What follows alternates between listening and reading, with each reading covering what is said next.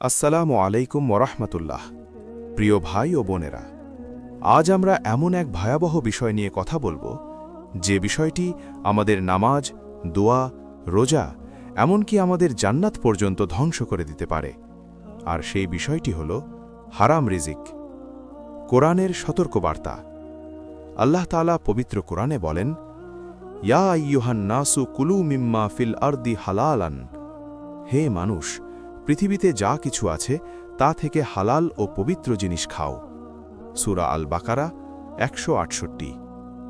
আরেক জায়গায় আল্লাহ বলেন, ওয়ালা তাকুলু আমওয়ালাকুম বাইনাকুম বিল বাতিল।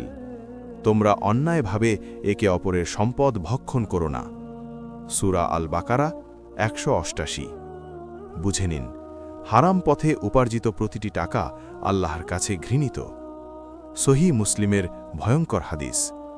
রাসূলুল্লাহ সাল্লাল্লাহু আলাইহি ওয়াসাল্লাম বলেন, এক ব্যক্তি দীর্ঘ সফর করে, তার চুল এলোমেলো, শরীর ধুলোবালি মাখা। সে আকাশের দিকে হাত তুলে বলে, হে আমার রব, হে আমার রব। কিন্তু তার খাবার হারাম, তার পানীয় হারাম, তার পোশাক হারাম। সে হারাম দ্বারা লালিত পালিত, তার দোয়া কিভাবে কবুল হবে? সহিহ মুসলিম ১০১৫। সতর্কবাণী। ভাই ও বোনেরা, এখানেই শেষ নয়। হারাম রিজিক দোয়ার দরজা বন্ধ করে দেয়। সহিহ বুখারীর কঠিন হুঁশিয়ারি। রাসূলুল্লাহ সাল্লাল্লাহু আলাইহি ওয়াসাল্লাম বলেন, যে শরীর হারাম দ্বারা গঠিত তার জন্য আগুনই অধিক উপযুক্ত। সহিহ বুখারী ২০৫৯। ভাবুন একবার, যে শরীর আমরা হারাম টাকা দিয়ে লালন করি, সেই শরীরই কিয়ামতের দিন জাহান্নামের আগুনে নিক্ষিপ্ত হবে। হারাম রিজিকের দুনিয়াবি ক্ষতি। ১. নামাজে বরকত থাকে না। ২. অন্তর শক্ত হয়ে যায়। ৩. সন্তান অবাধ্য হয়। ৪. সংসারে শান্তি থাকে না। ৫. গুনাহ সহজ মনে হয়।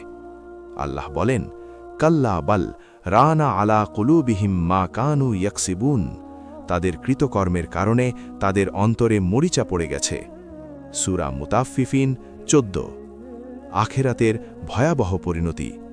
রাসূল সাল্লাল্লাহু আলাইহি ওয়াসাল্লাম বলেন, কিয়ামতের দিন বান্দার পা নড়বে না, যতক্ষণ না তাকে প্রশ্ন করা হবে সে তার সম্পদ কোথা থেকে অর্জন করেছে এবং কোথায় ব্যয় করেছে। সহিহ বুখারী ৬১৬৯। সেদিন হারাম উপার্জনের এক একটি টাকা সাক্ষী হয়ে দাঁড়াবে। মুক্তির একমাত্র পথ। প্রিয় মুসলিম ভাই ও বোনেরা, এখনও সময় আছে। হারাম ব্যবসা ছেড়ে দিন। সুদ, ঘুষ, প্রতারণা থেকে তওবা করুন। অল্প হলেও হালাল রিজিকে সন্তুষ্ট থাকুন। রাসূল সাল্লাল্লাহু আলাইহি ওয়াসাল্লাম বলেন, হালাল অল্প হলেও তাতে বরকত আছে। সহিহ বুখারী ৬৪৫৭। শেষ আহ্বান, আজই আল্লাহর কাছে তওবা করুন। হারাম রিজিক ছেড়ে হালালের পথে ফিরে আসুন। কারণ হারাম রিজিক জান্নাতের পথ বন্ধ করে দেয়, আর হালাল রিজিক আল্লাহর রহমত ডেকে আনে। আল্লাহ আমাদের সবাইকে হালাল রিজিকের উপর অবিচল থাকার তৌফিক দান করুন। আমিন।